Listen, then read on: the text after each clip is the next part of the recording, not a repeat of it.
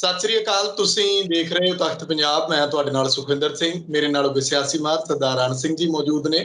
ਚਰਚਾ ਕਰਾਂਗੇ ਹੁਣ ਤੱਕ ਦੇ ਅਹਿਮ ਮੁੱਦਿਆਂ ਦੇ ਉੱਤੇ। ਸਵਾਗਤ ਹੈ ਤੁਹਾਡਾ ਰਣ ਸਿੰਘ ਜੀ। ਮਿਹਰਬਾਨੀ ਜੀ, ਮਿਹਰਬਾਨੀ। ਸਰੋਤਿਆਂ ਨੂੰ ਵੀ ਸਤਿ ਸ੍ਰੀ ਅਕਾਲ ਜੀ, ਤੁਹਾਡੇ ਨਾਲ ਜੁੜਨ ਤੇ ਜੀ। ਸਰ, ਮਣੀਪੁਰ ਤੋਂ ਸ਼ੁਰੂ ਕਰਦੇ ਆ। ਕਾਫੀ ਰੌਲਾ ਰੱਪਾ, ਪ੍ਰਧਾਨ ਮੰਤਰੀ ਸਾਹਿਬ ਜਿਹੜੇ ਨੇ ਉਹ ਚੁੱਪ ਵੱਟੀ ਬੈਠੇ ਨੇ। ਹਾਲਾਂਕਿ ਪਹਿਲੇ ਦਿਨ ਸੈਸ਼ਨ ਦੇ ਉਦਣ ਆ ਕੇ ਜ਼ਰੂਰ ਉਹਨਾਂ ਨੇ ਇਹ ਗੱਲ ਕਹੀ ਕਿ ਹਿਰਦੇ ਦੇ ਵਿੱਚ ਕ੍ਰੋਧ ਹੈ, ਗੁੱਸਾ ਆ, ਪੀੜਾ ਆ, ਪਰ ਉਸ ਤੋਂ ਬਾਅਦ ਲੋਕ ਸਭਾ ਦੇ ਵਿੱਚ ਜਾਂ ਰਾਜ ਸਭਾ ਦੇ ਵਿੱਚ ਜਿਸ ਤਰੀਕੇ ਨਾਲ ਰੌਲਾ ਰੱਪਾ ਪੈ ਰਿਹਾ ਕਿ ਤੇ ਜਵਾਬ ਦਿਓ। ਸਰਕਾਰ ਜਿਹੜੀ ਟਾਲਾ ਵੱਟਦੀ ਹੈ, ਬੀਜੇਪੀ ਦੇ ਅੰਦਰ ਵੀ ਬਗਾਵਤ ਹੈ ਇਹਨੂੰ ਲੈ ਕੇ। ਇੱਕ MLA ਨੇ ਤਾਂ ਇੱਥੋਂ ਤੱਕ ਕਹਿ ਦਿੱਤਾ ਕਿ ਸਰਕਾਰ ਇਹਨੂੰ ਕੰਟਰੋਲ ਕਰਨ ਦੇ ਵਿੱਚ ਜਿਹੜੀ ਆ ਉਹ ਬਾਹਰ ਕਿਉਂ ਹੋ ਰਹੀ ਹੈ, ਉਹਦੇ ਉੱਤੇ ਸਵਾਲ ਖੜੇ ਕੀਤੇ ਨੇ। ਸਤਿਆਪਾਲ ਮਲਿਕ ਜਿਹੜੇ ਸਾਬਕਾ ਗਵਰਨਰ ਰਹਿ ਚੁੱਕੇ ਨੇ, ਲਗਾਤਾਰ ਸਰਕਾਰ ਦੀ ਪੋਲ ਖੋਲਦੇ ਨੇ। ਉਹ ਵੀ ਇਸ ਮਸਲੇ ਤੇ ਸਰਕਾਰ ਨੂੰ ਘੇਰਦੇ ਨਜ਼ਰ ਆਉਂਦੇ ਨੇ ਕਿ ਆਖਿਰਕਾਰ ਕਾਰਨ ਕੀ ਆ, ਕਿ ਮੋਦੀ ਸਾਹਿਬ ਚੁੱਪ ਕਿਉਂ ਰਹਿ ਰਹੇ ਨੇ, ਜਾਂ ਫਿਰ ਕਿਸ ਤਰੀਕੇ ਦੇ ਨਾਲ ਹੁਣ ਡਿਫੈਂਡ ਕੀਤਾ ਜਾਏਗਾ ਮਣੀਪੁਰ ਵਾਲੇ ਮਾਮਲੇ ਦੇ ਵਿੱਚ। ਇਹ ਮਾਮਲਾ ਇੱਥੇ ਨਹੀਂ ਰੁਕਦਾ। ਇਸ ਮਾਮਲੇ ਦੇ ਉੱਤੇ ਮਾਣਯੋਗ ਸੁਪਰੀਮ ਕੋਰਟ ਦੇ ਵਿੱਚ ਵੀ ਇੱਕ ਜਨਹਿਤ ਪਟੀਸ਼ਨ ਪਾ ਦਿੱਤੀ ਗਈ ਹੈ ਕਿ ਇੱਕ ਕਮਿਸ਼ਨ ਬੈਠਣਾ ਚਾਹੀਦਾ, ਸਾਰੀ ਜਾਂਚ ਹੋਣੀ ਚਾਹੀਦੀ ਹੈ, ਉੱਥੇ ਕੀ ਵਾਪਰ ਰਿਹਾ, ਕਿਵੇਂ ਵਾਪਰ ਰਿਹਾ, ਕੌਣ ਕੌਣ ਉਹਦੇ ਲਈ ਜ਼ਿੰਮੇਵਾਰ ਹੈ। ਸੁਖਵਿੰਦਰ, ਇਹ ਹੈ ਕਿ ਭਾਰਤੀ ਜਨਤਾ ਪਾਰਟੀ ਦੀਆਂ ਸਰਕਾਰਾਂ ਦਾ ਜਦੋਂ ਆਪਾਂ ਪਿਛੋਕੜ ਦੇਖਦੇ ਆ, ਚਾਹੇ ਆਪਾਂ ਇਹ ਕਹੀਏ ਕਿ ਇਹ 'ਚ ਮੋਦੀ ਜੀ ਕਸੂਰਵਾਰ ਨੇ, ਪਰੰਤੂ ਇਸ ਤੋਂ ਪਹਿਲਾਂ ਵੀ ਜਿਹੜਾ ਇੱਕ ਵਿਸ਼ੇਸ਼ ਸੰਗਠਨ ਜਾਂ ਇੱਕ ਵਿਸ਼ੇਸ਼ ਕਹਿ ਲਓ ਤੁਸੀਂ ਮਾਨਸਿਕਤਾ ਦੇ ਪਿੱਛੇ ਕੰਮ ਕਰਦੀ ਹੈ। ਜਦੋਂ ਇਹ ਮੈਂ ਪੜ੍ਹ ਰਿਹਾ ਸੀ ਕਿ ਜਦੋਂ ਗੁਜਰਾਤ ਦੇ ਦੰਗੇ ਵੀ ਹੋਏ, ਉਦੋਂ ਵੀ ਮੋਦੀ ਜੀ ਨੇ ਇੱਕ ਸ਼ਬਦ ਨਹੀਂ ਸੀ ਬੋਲਿਆ। ਵੱਧ ਤੋਂ ਵੱਧ ਪ੍ਰਧਾਨ ਮੰਤਰੀ ਸਮੇਂ ਦੇ ਅਟਲ ਬਿਹਾਰੀ ਵਾਜਪਾਈ ਜੀ ਨੇ ਸਿਰਫ ਇੰਨਾ ਹੀ ਕਿਹਾ ਕਿ ਰਾਜ ਧਰਮ ਦਾ ਪਾਲਣ ਹੋਣਾ ਚਾਹੀਦਾ ਹੈ, ਪਰੰਤੂ ਮੋਦੀ ਤੇ ਕੋਈ ਐਕਸ਼ਨ ਨਹੀਂ ਹੋਇਆ ਉਦੋਂ ਵੀ। ਇਸ ਤਰ੍ਹਾਂ ਹੀ ਹੁਣ ਜਿਹੜਾ ਇਹ ਸਾਰਾ ਕੁਝ ਹੈ, ਇਸ ਦੇ ਉੱਤੇ ਇਹ ਲੱਗ ਰਿਹਾ ਹੈ, ਆਮ ਜਨਤਾ ਦੇ ਵਿੱਚ ਇਹ ਪਰਸੈਪਸ਼ਨ ਬਣ ਰਹੀ ਹੈ, ਉੱਥੋਂ ਵੀ ਏਦਾਂ ਦੀਆਂ ਖਬਰਾਂ ਆ ਰਹੀਆਂ ਨੇ ਕਿ ਇਹ ਸਾਰਾ ਕੁਝ ਆਰਗੇਨਾਈਜ਼ਡ ਵੇ ਨਾਲ ਹੋਇਆ। ਇੱਕ ਸਮਾਂ ਸੀ ਜਦੋਂ ਹਿੰਦੂ ਮੁਸਲਿਮ ਦੁਫੇੜ ਪਾ ਕੇ, ਵਿਰੋਧ ਪਾ ਕੇ ਇਹਦਾ ਫਾਇਦਾ ਬੀਜੇਪੀ ਨੂੰ ਮਿਲਿਆ, ਪਰੰਤੂ ਹੁਣ ਇਹਨੂੰ ਇਹ ਲੱਗਿਆ ਕਿ ਬੀਜੇਪੀ ਨੂੰ ਕਿ ਹੁਣ ਜਿਹੜਾ ਮਸਲਾ ਹੈ ਉਹ ਆਪਾਂ ਹਿੰਦੂ ਵਰਸਸ ਕ੍ਰਿਸਚੀਅਨ ਕਰ ਲਈਏ। ਇਹ ਬੜਾ ਇੰਟਰਸਟਿੰਗ ਹੈ ਟੌਪਿਕ ਕਿ ਜਿਹੜੇ ਮੈਤੇਈ ਨੇ ਇਹ ਬੇਸਿਕਲੀ ਇਹ ਹਿੰਦੂ ਨਹੀਂ, ਇਹ ਟਰਾਈਬਲ ਨੇ, ਇਹਨਾਂ ਦੇ ਆਪਣੇ ਰੀਤੀ ਰਿਵਾਜ ਸੀ, ਲੇਕਿਨ ਬੜਾ ਲੰਮਾ ਸਮਾਂ RSS ਨੇ ਵਰਕ ਕਰਕੇ ਇਹਨਾਂ ਨੂੰ ਹਿੰਦੂ ਧਰਮ ਵੱਲ ਪ੍ਰੇਰਿਤ ਕਰਕੇ, ਹੈ ਹਿੰਦੂ ਰੋ ਰੀਤਾਂ ਵਾਲੇ ਸੀ ਇਹ, ਪਰ ਇਹ ਟਰਾਈਬਲ ਸੀ। ਇਸ ਕਰਕੇ ਇਹਨਾਂ ਨੇ ਵਰਕ ਕੀਤਾ ਲੰਮਾ ਸਮਾਂ। ਉਹ ਵਰਕ ਕਰਕੇ ਇਹ ਜਿਹੜੀ ਘਟਨਾ ਹੈ, ਮੋਦੀ ਜੀ ਨੇ ਭਾਵੇਂ ਉਸ ਦਿਨ ਬਿਆਨ ਦੇ ਕੇ ਤਾਂ ਕਹਿਤਾ ਕਿ ਰਾਜਸਥਾਨ 'ਚ ਵੀ ਏਦਾਂ ਹੁੰਦਾ ਹੈ, ਛੱਤੀਸਗੜ੍ਹ 'ਚ ਵੀ ਏਦਾਂ ਹੁੰਦਾ ਹੈ, ਜਿਹੜਾ ਵਿਰੋਧੀ ਪਕਸ਼ ਹੈ ਉੱਥੇ ਗੱਲ ਨਹੀਂ ਕਰਦਾ ਇਸ ਤਰ੍ਹਾਂ ਦੀ, ਪਰੰਤੂ ਜਿਹੜੀਆਂ ਖਬਰਾਂ ਮੀਡੀਆ 'ਚ ਨਿਕਲ ਕੇ ਆ ਰਹੀਆਂ ਨੇ ਹੈਰਾਨੀਜਨਕ ਨੇ ਕਿ 6000 ਰਾਈਫਲ ਜਿਹੜੀਆਂ ਉਹ, ਜਿਨ੍ਹਾਂ ਬਾਰੇ ਜਿਹੜੀਆਂ ਪੁਲਿਸ ਜਾਂ ਏਦਾਂ ਦੀਆਂ ਫੋਰਸਿਸ ਇਹ ਕਹਿ ਰਹੀਆਂ ਨੇ ਕਿ ਲੁੱਟੀਆਂ ਗਈਆਂ, ਪਰੰਤੂ ਇਹ ਵੀ ਖਬਰਾਂ ਆ ਰਹੀਆਂ ਨੇ ਵੀ ਲੁੱਟੀਆਂ ਨਹੀਂ ਗਈਆਂ, ਉਹਨਾਂ ਦੇ ਸਪੁਰਦ ਕੀਤੀਆਂ ਗਈਆਂ। ਉਹਨਾਂ ਦੀ ਕੋਈ FIR ਦਰਜ ਨਹੀਂ ਕੀਤੀ ਗਈ, ਕੋਈ ਰਿਪੋਰਟ ਦਰਜ ਨਹੀਂ ਕੀਤੀ ਗਈ, ਕੋਈ ਬੰਦਾ ਉਹਨਾਂ ਲਈ ਅਰੈਸਟ ਨਹੀਂ ਕੀਤਾ ਗਿਆ ਵੀ ਉਹ ਕੌਣ ਲੁੱਟ ਕੇ ਲੈ ਗਿਆ। ਜੇਕਰ ਇੰਨੀ ਲੁੱਟ ਖੋਹ ਹੋ ਰਹੀ ਹੈ ਕਿ ਉੱਥੇ ਸਰਕਾਰੀ ਜਿਹੜੀਆਂ ਏਜੰਸੀਜ਼ ਨੇ ਡਿਫੈਂਸ ਨਾਲ ਰਿਲੇਟਡ, ਚਾਹੇ ਉਹ ਅਸਮ ਰਾਈਫਲਸ ਹੈ, ਚਾਹੇ ਉਹ BSF ਹੈ, ਚਾਹੇ ਉੱਥੋਂ ਦੀ ਪੁਲਿਸ ਹੈ, ਜੇਕਰ ਉਹਨਾਂ ਤੋਂ ਇਸ ਕਿਸਮ ਨਾਲ ਅਸਲਾ ਲੁੱਟਿਆ ਜਾ ਰਿਹਾ ਹੈ ਤੇ ਹੋਰ ਫਿਰ ਫੇਲਿਅਰ ਆਫ ਸਰਕਾਰੀ ਮਸ਼ੀਨਰੀ ਕੀ ਹੁੰਦਾ ਹੈ, ਮੇਰੀ ਸਮਝ 'ਚ ਨਹੀਂ ਆ ਰਿਹਾ। ਮਤਲਬ ਫਿਰ ਸਰਕਾਰ ਕਿਉਂ ਪਿੱਛੇ ਹਟ ਰਹੀ ਹੈ ਉਹ ਸਰਕਾਰ ਨੂੰ ਹਟਾਉਣ 'ਚ। ਪਰੰਤੂ ਬਹੁਤ ਸਾਰੇ ਪੱਤਰਕਾਰਾਂ ਦੇ ਜਦੋਂ ਸੁਣਦੇ ਆ ਡਿਬੇਟਸ, ਉਹਨਾਂ ਦੇ ਵਿਚਾਰ ਇਹ ਨੇ ਕਿ ਅੱਜ ਤੱਕ ਬੀਜੇਪੀ ਨੇ, ਚਾਹੇ ਉਹ ਯੂਪੀ ਵਾਲੇ ਟੈਣੀ ਹੋਣ ਜਿਹੜਾ ਕਿਸਾਨਾਂ ਨਾਲ ਜਿਹੜੇ ਦੇ ਪੁੱਤਰ ਦਾ ਪਿਆ ਸੀ ਪ੍ਰੋਬਲਮ, ਚਾਹੇ ਉਹ ਬ੍ਰਿਜ ਭੂਸ਼ਣ ਜੀ ਦਾ ਹੋਵੇ ਮਸਲਾ, ਕਿ ਇਹ ਇਹਨਾਂ ਦੀ ਮਾਨਸਿਕਤਾ ਹੈ ਕਿ ਜਿਹੜੇ ਬੰਦੇ ਤੇ ਦੋਸ਼ ਲੱਗੇ ਅਸੀਂ ਉਹਨੂੰ ਹਟਾਉਣਾ ਨਹੀਂ। ਇਸ ਕਰਕੇ ਉਹਨਾਂ ਨੇ ਸਰਕਾਰ ਤੇ ਕੋਈ ਧੱਬਾ ਨਹੀਂ ਲੱਗਣ ਦੇਣਾ, ਸਰਕਾਰ ਨੂੰ ਹਟਾਉਣਾ ਨਹੀਂ, ਤੇ ਇਹ ਗੱਲ ਮੰਨ ਕੇ ਨਹੀਂ ਦੇਣੀ, ਉਸ ਗੱਲ ਤੇ ਆਉਣਾ ਹੀ ਨਹੀਂ, ਕਿਉਂਕਿ ਵਿਰੋਧੀ ਦਲ ਨੇ ਇੱਕ ਇਸ਼ੂ ਲੈ ਲਿਆ ਕਿ, ਔਰ ਇਸ਼ੂ ਉਹ ਜਾਇਜ਼ ਹੈ ਕਿ ਸਭ ਤੋਂ ਪਹਿਲਾਂ ਪ੍ਰਧਾਨ ਮੰਤਰੀ ਦੱਸਣ ਕਿ ਕੀ ਹੋਇਆ, ਕਿਉਂ ਹੋਇਆ, ਇਹਨਾਂ ਨੇ ਸਰਕਾਰ ਵੱਲੋਂ ਕੀ ਐਕਸ਼ਨ ਹੋਇਆ, ਫਿਰ ਆਪਾਂ ਉਹਦੇ ਡਿਬੇਟ ਕਰੀਏ। ਇਸ ਗੱਲ ਤੋਂ ਪ੍ਰਧਾਨ ਮੰਤਰੀ ਜੀ ਭੱਜ ਰਹੇ ਨੇ। ਇਹ ਬਿਲਕੁਲ ਨਹੀਂ ਕਹਿਣਗੇ। ਉਹਨਾਂ ਨੇ ਪੈਂਤੜਾ ਦੂਜਾ ਲੈ ਲਿਆ ਕਿ ਨਹੀਂ ਜੀ ਵਿਰੋਧੀ ਧਿਰ ਹੈ ਜਿਹੜੀ ਉਹ ਬਹਿਸ ਤੋਂ ਭੱਜ ਰਹੀ ਆ, ਉਹ ਮੇਰੇ ਬਿਆਨ ਤੋਂ ਬਿਨਾਂ ਹੀ ਬਹਿਸ ਕਰੇ। ਐਕਚੁਅਲੀ ਬਹਿਸ ਕਿਸ ਗੱਲ ਤੇ ਹੋਣੀ ਹੈ? ਜੇ ਪਹਿਲਾਂ ਸਰਕਾਰ ਦੱਸੇ ਨਾ ਕਿ ਉੱਥੇ ਆਹ ਹਾਲਾਤ ਨੇ, ਅਸੀਂ ਆਹ ਕੁਝ ਕੀਤਾ ਹੈ, ਉਸੇ ਤੇ ਬਹਿਸ ਹੋਊਗੀ ਨਾ। ਬਹਿਸ ਵੀ ਕਿਸ ਗੱਲ ਤੇ ਹੋਵੇ? ਏਦਾਂ ਹੀ ਥੋੜਾ ਬਹਿਸ ਹੋ ਸਕਦੀ ਹੈ। ਸੋ ਇਸ ਕਰਕੇ ਇਸ ਗੱਲ ਤੇ ਸਰਕਾਰ ਦੀ ਕਿਰਕਰੀ ਬਹੁਤ ਹੋਈ ਹੈ। ਤੇ ਹੈਰਾਨੀ ਦੀ ਗੱਲ ਇਹ ਹੈ ਕਿ ਹੁਣ ਭਾਰਤੀ ਜਨਤਾ ਪਾਰਟੀ ਦੇ ਲੀਡਰਾਂ ਵੱਲੋਂ ਇਹ ਕਿਹਾ ਗਿਆ ਹੈ ਕਿ ਜੀ ਵਿਦੇਸ਼ਾਂ ਦੀਆਂ ਪਾਰਲੀਮੈਂਟਸ ਦੇ ਵਿੱਚ ਜਾਂ ਉਹਨਾਂ ਦੀਆਂ ਇਸ ਤਰ੍ਹਾਂ ਦੀਆਂ ਲੋਕਤੰਤਰ ਸਭਾਵਾਂ ਦੇ ਵਿੱਚ ਇਸ ਗੱਲ ਤੇ ਬਹਿਸ ਹੋਵੇ। ਇਹ ਸਾਡੇ ਰਾਜ 'ਚ ਦਖਲ ਹੈ, ਇਹ ਹਿੰਦੁਸਤਾਨ 'ਚ ਦਖਲ ਹੈ, ਇਹ ਨਹੀਂ ਹੋਣਾ ਚਾਹੀਦਾ। ਪਰੰਤੂ ਜਦੋਂ ਅਸੀਂ ਸਾਡੇ ਜਿਹੜੇ ਸਿੱਖ ਜਾਂ ਹਿੰਦੂ ਭਰਾ ਪਾਕਿਸਤਾਨ 'ਚ ਰਹਿੰਦੇ ਨੇ, ਜੇ ਉਹ ਦੁਖੀ ਨੇ, ਉੱਥੋਂ ਦੀ ਬਹੁ ਗਿਣਤੀ ਉਹਨਾਂ ਤੇ ਤਸ਼ੱਦਦ ਕਰਦੀ ਹੈ, ਅਸੀਂ ਉਹਨਾਂ ਨੂੰ ਵੀਜ਼ਾ ਦੇਣ ਲਈ ਤਿਆਰ ਹਾਂ। ਇਹ ਕਿਸੇ ਕੰਟਰੀ 'ਚ ਦਖਲ ਨਹੀਂ ਹੈ। ਪਰੰਤੂ ਜੇ ਕੋਈ ਹੋਰ ਕੰਟਰੀ ਹਿੰਦੁਸਤਾਨ ਸੰਬੰਧੀ ਬੋਲਦਾ ਹੈ ਫਿਰ ਇਹ ਦਖਲ ਹੈ। ਇਸ ਗੱਲ ਤੋਂ ਇਹ ਲੱਗਦਾ ਹੈ ਕਿ ਇਹ ਦੋਹਰਾ ਮਾਪਦੰਡ ਹੈ, ਇਹ ਠੀਕ ਨਹੀਂ। ਸਰਕਾਰ ਨੂੰ ਇਸ ਮਸਲੇ ਤੇ ਬਿਆਨ ਦੇਣਾ ਚਾਹੀਦਾ ਹੈ, ਪ੍ਰਧਾਨ ਮੰਤਰੀ ਜੀ ਨੂੰ ਅੱਗੇ ਆਉਣਾ ਚਾਹੀਦਾ ਹੈ, ਜੋ ਕੁਝ ਬਣਦਾ ਹੈ ਬਣਦੀ ਕਾਰਵਾਈ ਕਰਨੀ ਚਾਹੀਦੀ ਹੈ। ਪਰੰਤੂ ਲੱਗਦਾ ਹੈ ਕਿ ਨਹੀਂ ਕਰਨਗੇ ਉਹ। ਜੀ ਬਿਲकुल। ਕੀ ਆਪਾਂ ਇਹ ਸਮਝ ਕੇ ਚੱਲੀਏ ਕਿ ਮਾਣਯੋਗ ਸੁਪਰੀਮ ਕੋਰਟ ਜੋ ਹੈ ਉਹ ਇਹਨਾਂ ਨੂੰ ਜਾਂ ਇਹਨਾਂ ਦੇ ਅਜਿਹੇ ਫੈਸਲਿਆਂ ਨੂੰ ਨੱਥ ਪਾਏਗੀ? ਕਿਉਂਕਿ ਸੁਪਰੀਮ ਕੋਰਟ ਦਾ ਸਮਾਂ ਬੜਾ ਕੀਮਤੀ ਹੁੰਦਾ, ਉੱਥੇ ਕਿਹੜੇ ਕਿਹੜੇ ਮਾਮਲੇ ਜਾ ਰਹੇ ਨੇ। ਗਿਆਨਵਾਪੀ ਦਾ ਮਸਲਾ ਪਹੁੰਚਿਆ, ਉਹਨਾਂ ਨੇ ਰੋਕ ਲਾ ਦਿੱਤੀ ਇਸ ਉੱਤੇ ਕਿ ਇਹਨੂੰ ਜਿਹੜਾ ਆ 26 ਜੁਲਾਈ ਸ਼ਾਮ 5 ਵਜੇ ਤੱਕ ਦੀ ਰੋਕ ਲਾਈ ਹੈ ਉਹਨਾਂ ਨੇ। ਵਿਗਿਆਨਕ ਸਰਵੇਖਣ ਕੋਈ ਕਰਨਾ ਸੀਗਾ। ਜਦੋਂ ਅਸੀਂ ਸੁਪਰੀਮ ਕੋਰਟ ਦੇ ਵਿੱਚ ਹੋਰ ਵੀ ਬੜੇ ਧਾਰਾ 370 ਦੀ ਗੱਲ ਆ, ਉਹ ਵੀ ਮੇਰੇ ਖਿਆਲ 'ਚ ਪਹਿਲੇ ਹਫ਼ਤੇ ਅਗਸਤ ਦੇ 3 ਅੱਗੇ 2 ਅਗਸਤ ਨੂੰ ਉਹਦੇ ਤੇ ਵੀ ਸੁਣਵਾਈ ਸ਼ੁਰੂ ਹੋ ਜਾਣੀ ਹੈ।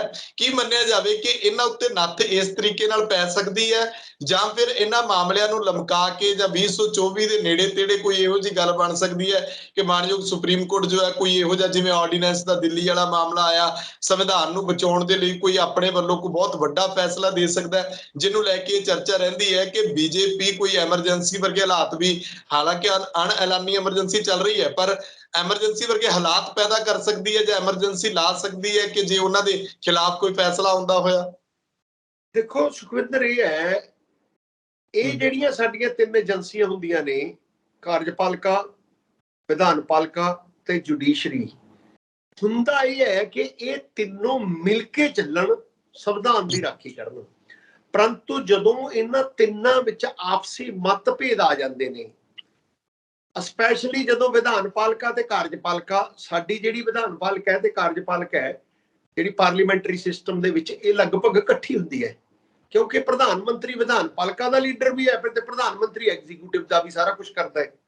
ਇਹ ਵੱਖਰੀ ਗੱਲ ਹੈ ਕਿ ਉਹ ਰਾਸ਼ਟਰਪਤੀ ਦੇ ਨਾਂ ਥੱਲੇ ਹੁੰਦਾ ਹੈ, ਪਰ ਕਰਦੀ ਤਾਂ ਕੈਬਨਿਟ ਹੀ ਹੈ ਨਾ। ਬੇਸਿਕਲੀ ਐਗਜ਼ੀਕਿਊਟਿਵ ਤਾਂ ਕੈਬਨਿਟ ਹੀ ਹੁੰਦੀ ਹੈ, ਤੇ ਕੈਬਨਿਟ ਪਾਰਲੀਮੈਂਟ 'ਚ ਵੀ ਇੱਕ ਬਹੁਤ ਹੀ ਪ੍ਰਭਾਵਸ਼ਾਲੀ ਜਿਹੜੀ ਸੰਸਥਾ ਹੈ।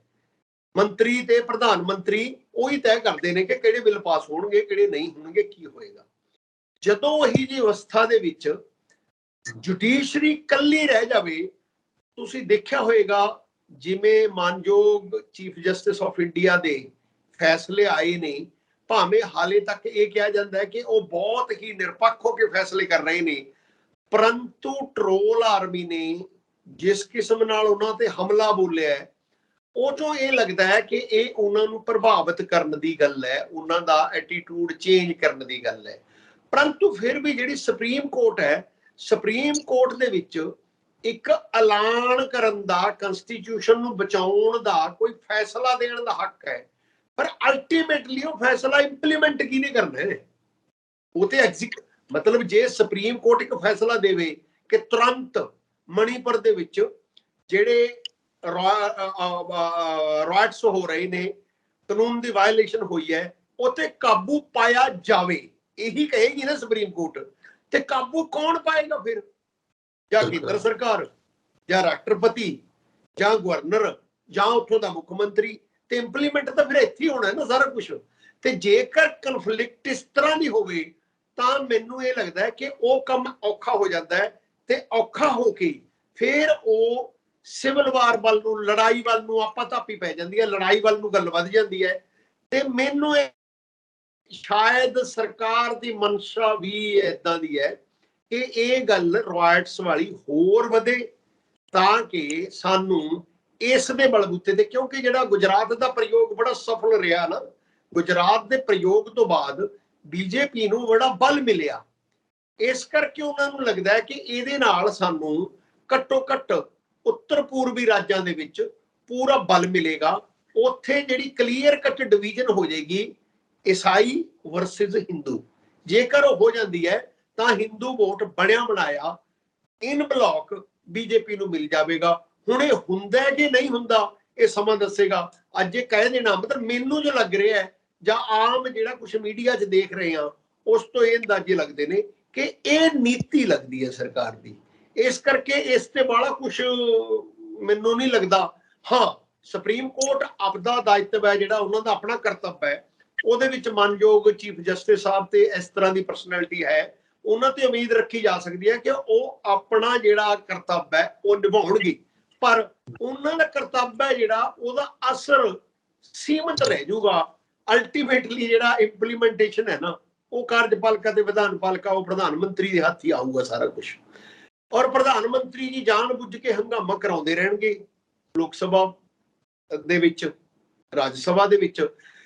ਔਰ ਇਹਦੇ ਵਿੱਚ ਇਹਨਾਂ ਨੇ ਕੋਈ ਗੱਲ ਲੱਭ ਲੈਣੀ ਹੈ। ਜਿਵੇਂ ਮੈਂ ਇਹਨੂੰ ਇਹ ਸਮਝਦਾ, ਜਿਵੇਂ ਕੱਲ ਸੰਜੇ ਸਿੰਘ ਨੂੰ ਪੂਰੇ ਸੈਸ਼ਨ ਲਈ ਮੁਅੱਤਲ ਕੀਤਾ ਹੈ, ਸਸਪੈਂਡ ਕੀਤਾ ਹੈ, ਮੈਨੂੰ ਇਹ ਲੱਗਦਾ ਹੈ ਕਿ ਇਹ ਬਿਲਕੁਲ ਏਦਾਂ ਦਾ ਟੈਕਟਿਸ ਨੇ ਕਿ ਮੁੱਖ ਮੁੱਦਾ ਕੋਈ ਹੋਰ ਬਣ ਜੇ, ਕੱਲ ਨੂੰ ਸਾਰੀ ਵਿਰੋਧੀ ਧਿਰ ਇਸ ਗੱਲ ਤੇ ਆ ਜਾਵੇ ਵੀ ਸੰਜੇ ਸਿੰਘ ਨੂੰ ਬਹਾਲ ਕਰੋ, ਤਾਂ ਕਿ ਜਿਹੜਾ ਅਸਲੀ ਮੁੱਦਾ ਹੈ ਉਹ ਬੈਕ ਤੇ ਚਲਾ ਜਾਵੇ। ਮੈਨੂੰ ਇਹ ਲੱਗ ਰਿਹਾ ਕਿ ਇਹਨਾਂ ਗੱਲਾਂ ਦੇ ਵਿੱਚ ਇਹ ਵੀ ਚਾਲਾਂ ਨੇ। ਦੇਖੋ ਕੌਣ ਕਾਮਯਾਬ ਹੁੰਦਾ, ਕਿੰਨਾ ਕੁ ਕੌਣ ਦਾ।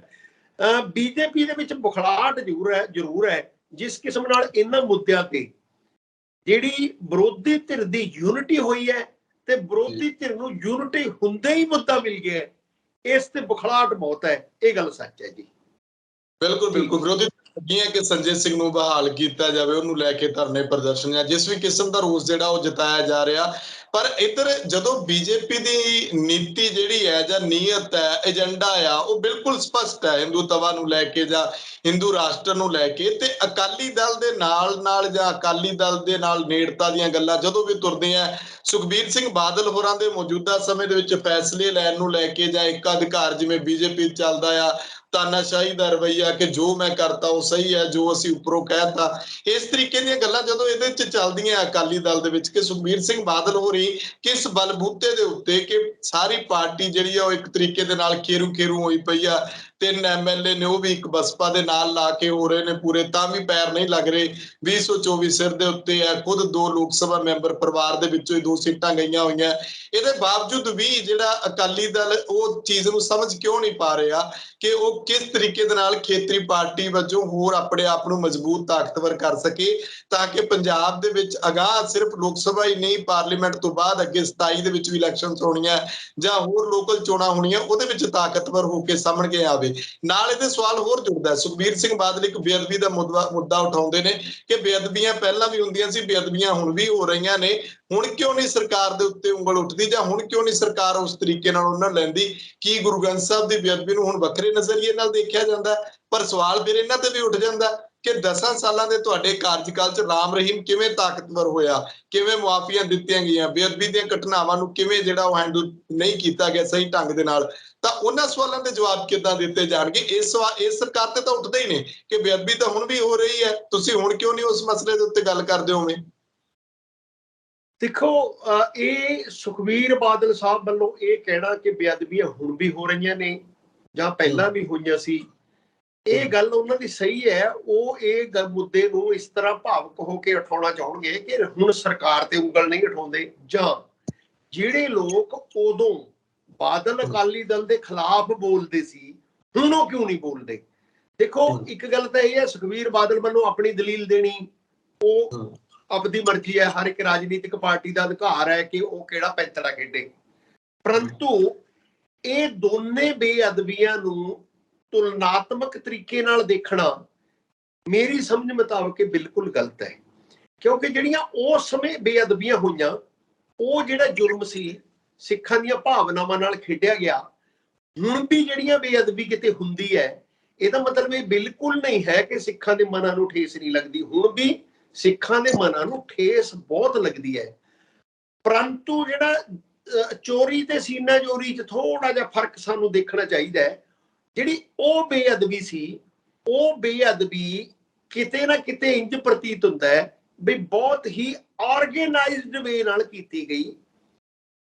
ਗੁਰੂ ਗ੍ਰੰਥ ਸਾਹਿਬ ਦਾ ਸਰੂਪ ਇੱਕ ਥਾਂ ਤੋਂ ਚੋਰੀ ਹੁੰਦਾ ਹੈ ਤੇ ਉਦੋਂ ਬਾਅਦ ਇੱਕ ਕਿਸੇ ਵਿਸ਼ੇਸ਼ ਫਿਰਕੇ ਵੱਲੋਂ ਐਲਾਨ ਕੀਤਾ ਜਾਂਦਾ ਹੈ ਉਹਦੇ ਪ੍ਰਤੀਨਿਧਾਂ ਵੱਲੋਂ ਕਿ ਲੱਭ ਲਓ ਤੁਸੀਂ, ਹੁਣ ਜੇ ਤੁਹਾਡੇ ਗੁਰੂ ਮਹਾਰਾਜ 'ਚ ਤਾਕਤ ਹੈ ਤਾਂ ਤੁਸੀਂ ਲੱਭ ਕੇ ਦਿਖਾਓ।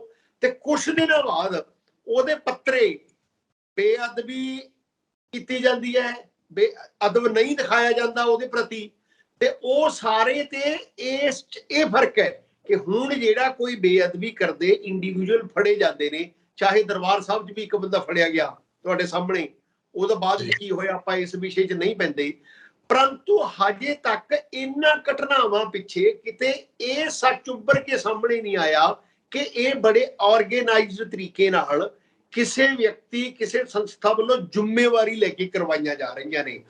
ਫਿਰ ਮੈਂ ਦੁਬਾਰਾ ਕਹਿਣਾ ਵੀ ਇਹਦੇ ਵਿੱਚ ਕੋਈ ਸ਼ੱਕ ਨਹੀਂ ਕਿ ਸਿੱਖ ਭਾਵਨਾਵਾਂ ਨੂੰ ਠੇਸ ਇੱਥੇ ਵੀ ਉਨੀ ਪਹੁੰਚਦੀ ਹੈ। ਪਰੰਤੂ ਜਦੋਂ ਤੁਸੀਂ ਚੈਲੰਜ ਕਰਕੇ ਕੋਈ ਵਿਅਕਤੀ ਕਵੇ ਕਿ ਇੰਨੀ ਤਰੀਕ ਨੂੰ ਮੈਂ ਆਹ ਕੰਮ ਕਰੂੰਗਾ, ਮੈਨੂੰ ਜਿਹਨੇ ਰੋਕਣਾ ਰੋਕ ਲਵੇ, ਉਹ ਬਹੁਤ ਜ਼ਿਆਦਾ ਦੁਖਦਾਈ ਤੇ ਪੀੜਤ ਹੁੰਦਾ ਹੈ। ਇਸ ਕਰਕੇ ਮੈਨੂੰ ਇਹ ਲੱਗਦਾ ਹੈ ਫਿਰ ਜਿਵੇਂ ਜਿਸ ਤਰੀਕੇ ਨਾਲ ਉਸ ਸੈਕਟਰ ਦੇ ਮੁਖੀ ਨੂੰ ਉਹਦੇ ਬਿਨਾਂ ਮਾਫੀ ਮੰਗੇ, ਮਤਲਬ ਉਹਦੇ ਵੱਲੋਂ ਫਿਰ ਦੁਬਾਰੇ ਇਹ ਆਇਆ ਕਿ ਮੈਂ ਤਾਂ ਮਾਫੀ ਮੰਗੀ ਹੀ ਨਹੀਂ, ਪਰੰਤੂ ਇਹਨਾਂ ਨੇ ਪਤਾ ਨਹੀਂ ਕੀ ਜਾਲੀ ਲੈਟਰ ਆਇਆ, ਕੀ ਆਇਆ, ਉਹਦੇ ਉੱਪਰ ਅਕਾਲ ਤਖਤ ਸਾਹਿਬ ਦੇ ਜਥੇਦਾਰ ਵੱਲੋਂ ਮਾਫੀ ਦੇ ਦਿੱਤੀ ਗਈ। ਤੇ ਜਦੋਂ ਉਹ ਮੁੱਦਾ ਉੱਠਿਆ ਤਾਂ ਕਰੋੜਾਂ ਰੁਪਈਆਂ ਦਾ ਇਸ਼ਤਿਹਾਰ ਦੇ ਕੇ ਉਹਨੂੰ ਜਸਟੀਫਾਈ ਕੀਤਾ ਗਿਆ ਕਿ ਸਾਡਾ ਐਕਸ਼ਨ ਠੀਕ ਸੀ, ਤੇ ਅੰਤ ਵਿੱਚ ਉਹ ਮਾਫੀ ਵਾਪਸ ਵੀ ਲੈ ਲਈ ਗਈ। ਸੋ ਇਸ ਕਰਕੇ ਇਹ ਦੋਨੇ ਚੀਜ਼ਾਂ ਨੂੰ ਇੱਕੋ ਤਰ੍ਹਾਂ ਦੇਖਣਾ ਮੈਨੂੰ ਨਹੀਂ ਠੀਕ ਲੱਗਦਾ। ਹਾਂ, ਫਿਰ ਮੈਂ ਕਹਿਣਾ ਕਿ ਬੇਅਦਬੀ ਇਹ ਵੀ ਹੈ, ਬੇਅਦਬੀ ਉਹ ਵੀ ਸੀ। ਇਹਦੇ ਵਿੱਚ ਕਿਸੇ ਤਰ੍ਹਾਂ ਸਰਕਾਰ ਲਿਪਤ ਦਿਖਾਈ ਨਹੀਂ ਦੇ ਰਹੀ। ਉਸ ਬੇਅਦਬੀ ਦੇ ਵਿੱਚ ਉਸ ਸਮੇਂ ਦੀ ਜਿਹੜੀ ਸਰਕਾਰ ਸੀ ਉਹ ਲਿਪਤ ਦਿਖਾਈ ਦੇ ਰਹੀ ਸੀ।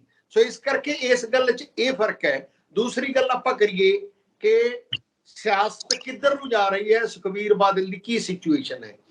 ਉਹਦੇ ਵਿੱਚ ਇਹ ਹੈ ਕਿ ਪਿਛਲੇ ਸਮਾਂ ਦੇ ਵਿੱਚ ਇੱਕ ਗੱਲ ਤੈਅ ਹੋ ਗਈ ਕਿ ਮੁੱਖ ਮੰਤਰੀ ਬਣਨ ਲਈ ਕਿਸੇ ਵਿਅਕਤੀ ਕੋਲ ਬਹੁਤ ਜ਼ਿਆਦਾ ਪੈਸੇ ਚਾਹੀਦੇ ਨੇ, ਤੇ ਉਹ ਲੈ ਦੇ ਕੇ ਇੱਕੋ ਪਰਿਵਾਰ ਰਹਿ ਜਾਂਦਾ ਅਕਾਲੀ ਦਲ ਦੇ ਵਿੱਚ, ਹੋਰ ਪਾਰਟੀਆਂ 'ਚ ਹੋਣਗੇ, ਇੱਕੋ ਪਰਿਵਾਰ ਰਹਿ ਜਾਂਦਾ ਜਿਹਦੇ ਕੋਲੇ ਓਨੇ ਸੰਸਾਧਨ ਨਹੀਂ।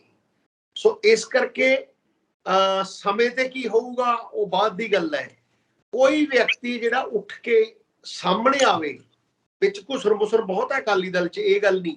ਕਾਂਗਰਸ ਵੱਲੋਂ ਵੀ ਸ਼ਰਾਰਤ ਹੋ ਰਹੀ ਹੈ ਕਿ ਜੀ ਸੁਖਬੀਰ ਬਾਦਲ ਜੀਆਂ ਨੂੰ ਮੰਤਰੀ ਬਣ ਜਾਣਾ ਚਾਹੀਦਾ ਸੀ। ਰਾਜੇ ਵੜਿੰਗ ਦਾ ਬਿਆਨ ਸੀ ਕੱਲ ਪਰਸੋਂ ਕਿ ਜੀ ਚੰਦੂ ਮਾਜਰਾ ਨੂੰ ਪ੍ਰਧਾਨ ਬਣਾ ਦਿੰਦੇ ਹੋ। ਹਾਲਾਂਕਿ ਕਿਸੇ ਪਾਰਟੀ ਨੂੰ ਦੂਜੀ ਪਾਰਟੀ 'ਚ ਦਖਲ ਨਹੀਂ ਦੇਣਾ ਚਾਹੀਦਾ, ਉਹ ਜਿਹਨੂੰ ਮਰਜ਼ੀ ਪ੍ਰਧਾਨ ਬਣਾਉਣ, ਉਹਨਾਂ ਦੀ ਆਪਣੀ ਆਜ਼ਾਦੀ ਹੈ। ਪਰੰਤੂ ਉਹ ਪਾਰਟੀਆਂ ਜਿਹੜੀਆਂ ਉਹ ਕਿਤੇ ਨਾ ਕਿਤੇ ਤੀਲੀ ਵੀ ਲਾਉਂਦੀਆਂ, ਸ਼ਰਾਰਤ ਵੀ ਕਰਦੀਆਂ ਤੇ ਕੋਈ ਨਾ ਕੋਈ ਇਸ਼ੂ ਵੀ ਖੜਾ ਕਰਦੀਆਂ। ਉਸ ਕਿਸਮ ਨਾਲ ਇਹ ਹੈ ਕਿ ਸੁਖਬੀਰ ਬਾਦਲ ਜੀ ਨੂੰ ਡਰ ਲੱਗ ਰਿਹਾ ਕਿ ਜੇਕਰ ਪ੍ਰਧਾਨਗੀ ਛੱਡੀ ਜਾਂਦੀ ਹੈ ਤਾਂ ਇਹ ਨਾ ਹੋਵੇ ਕਿ ਦੁਬਾਰੇ ਸੱਤਾ ਤੇ ਕਾਬਜ ਹੋਈਏ ਜਾਂ ਕੋਈ ਹੋਰ ਧੜਾ ਬਰਾਬਰ ਖੜਾ ਹੋ ਜਾਏ। ਪਰੰਤੂ ਅਕਾਲੀ ਦਲ ਦੇ ਵਿੱਚ ਜਾਂ ਬਿਖਰੇ ਹੋਏ ਅਕਾਲੀ ਦਲ 'ਚ ਆਪਾਂ ਕਹਿ ਲਈਏ, ਅਕਾਲੀ ਦਲ ਬਾਦਲ ਦੀ ਗੱਲ ਨਾ ਕਰੀਏ, ਢੀਂਡਸਾ ਸਾਹਿਬ ਨੇ ਬੜਾ ਓਪਨਲੀ ਕਹਿ ਦਿੱਤਾ ਕਿ ਇੱਕੋ ਇੱਕ ਹੱਲ ਹੈ, ਜੇਕਰ ਸ਼੍ਰੋਮਣੀ ਅਕਾਲੀ ਦਲ ਬਾਦਲ ਦੇ ਪ੍ਰਧਾਨ ਇੱਕ ਪਾਸੇ ਹੋ ਜਾਣ ਤਾਂ ਬਾਕੀ ਅਕਾਲੀ ਦਲ ਨੂੰ ਇੱਕ ਛਤਰੀ ਥੱਲੇ ਇਕੱਠਾ ਕਰਨ ਦਾ ਯਤਨ ਵੀ ਹੋ ਸਕਦਾ ਹੈ ਤੇ ਉਹਦੀ ਸੰਭਾਵਨਾ ਵੀ ਪਈ ਹੈ। ਮਤਲਬ ਇਹ ਗੱਲ ਬੀਬੀ ਜਗੀਰ ਕੌਰ ਵੀ ਕਹਿੰਦੀ ਹੈ, ਇਹ ਗੱਲ ਹੋਰ ਜਿਹੜੇ ਹੋਰ ਅਕਾਲੀ ਦਲ ਨੇ ਉਹ ਵੀ ਕਹਿੰਦੇ ਨੇ। ਸੋ ਇਸ ਕਰਕੇ ਪਰੰਤੂ ਸੁਖਬੀਰ ਬਾਦਲ ਨੂੰ ਇਹ ਮਨਜ਼ੂਰ ਨਹੀਂ ਕਿ ਉਹ ਅਕਾਲੀ ਦਲ ਦੀ ਪ੍ਰਧਾਨਗੀ ਛੱਡ ਦੇਣ। ਇਸ ਕਰਕੇ ਇਸ ਸਿਆਸਤ ਦੀ ਇਧਰੋਂ ਗੱਲ ਤੁਰ ਰਹੀ ਹੈ। ਇਸੇ ਸਿਆਸਤ ਦੇ ਵਿੱਚ ਸ਼੍ਰੋਮਣੀ ਕਮੇਟੀ ਵੱਲੋਂ ਕੁਝ ਯਤਨ ਹੋਏ ਨੇ, ਕੁਝ ਮੁੱਦਿਆਂ ਤੇ ਲਿਪਾਪੋਤੀ ਕਰਨ ਦੀ ਤਜਵੀਜ਼ ਹੈ ਤੇ ਕੁਝ ਤੇ ਕੀਤੀ ਗਈ ਹੈ। ਇੱਕ ਚੈਨਲ ਸ਼ੁਰੂ ਕਰ ਲਿਆ, ਉਹ ਚੈਨਲ ਤੇ ਫੇਰ ਉਂਗਲ ਉੱਠ ਗਈ, ਜਿਹੜਾ ਸੋਸ਼ਲ ਮੀਡੀਆ ਵਾਲਾ ਹੈ ਉਹ ਤੇ ਫੇਰ ਉਂਗਲ ਉੱਠ ਗਈ ਕਿ ਉਹ ਵੀ ਬੀਬੀ ਹਰਸਿਮਰਤ ਦਾ ਹੈ। ਦੂਜਾ ਸ਼ੁਰੂ ਕਰਨ ਜਾ ਰਹੇ ਨੇ ਹਲਦੀ ਘੜੀ, ਫੇਰ ਟੇਢੇ ਤਰੀਕੇ ਨਾਲ ਜਥੇਦਾਰ ਅਕਾਲ ਤਖਤ ਤੋਂ ਇੱਕ ਵਰਡਿਕਟ ਲੈ ਲਿਆ, ਇੱਕ ਫੈਸਲਾ ਲੈ ਲਿਆ ਕਿ ਜੀ ਹਲਦੀ ਘੜੀ ਇਹ ਉਸੇ ਚੈਨਲ ਨੂੰ ਕੰਮ ਕਰਨ ਦਿਓ। ਚੰਗਾ ਹੁੰਦਾ ਜੇਕਰ ਸ਼੍ਰੋਮਣੀ ਅਕਾਲੀ ਦਲ ਆਪਣੀ ਸ਼੍ਰੋਮਣੀ ਕਮੇਟੀ ਸਮਾਂ ਸੀਮਾ ਦੇ ਕੇ ਕਿ ਅਸੀਂ 1 ਮਹੀਨੇ ਲਈ ਇਹਨਾਂ ਨੂੰ ਦਿੰਦੇ ਹਾਂ, 1 ਮਹੀਨੇ ਵਿੱਚ ਅਸੀਂ ਆਪਣਾ ਸ਼ੁਰੂ ਕਰ ਲਾਂਗੇ। ਸਮਾਂ ਸੀਮਾ ਕੋਈ ਨਹੀਂ ਦਿੱਤਾ, ਲੇਕਿਨ ਇਹ ਕਹਿ ਦਿੱਤਾ ਗਿਆ ਕਿ ਉਹੀ ਚੈਨਲ ਰਿਲੇ ਕਰੇਗਾ। ਸੋ ਇਸ ਕਰਕੇ ਇਹ ਸਾਰੀਆਂ ਗੱਲਾਂ ਤੋਂ ਜਿਹੜਾ ਸਿੱਖ ਮਾਸੇਜ ਹੈ, ਸਿੱਖ ਜਨਤਾ ਹੈ, ਉਹਨਾਂ ਨੂੰ ਨਾ ਹਜਮ ਨਹੀਂ ਹੋ ਰਿਹਾ ਵੀ ਇਹ ਸਾਰਾ ਕੁਝ ਕੀ ਹੋ ਰਿਹਾ ਹੈ। ਮਤਲਬ ਮੁੜ ਧੂੜ ਅੱਖਾਂ ਦੇ ਵਿੱਚ ਪਾਉਣ ਦੀ ਕੋਸ਼ਿਸ਼ ਕੀਤੀ ਜਾ ਰਹੀ ਹੈ।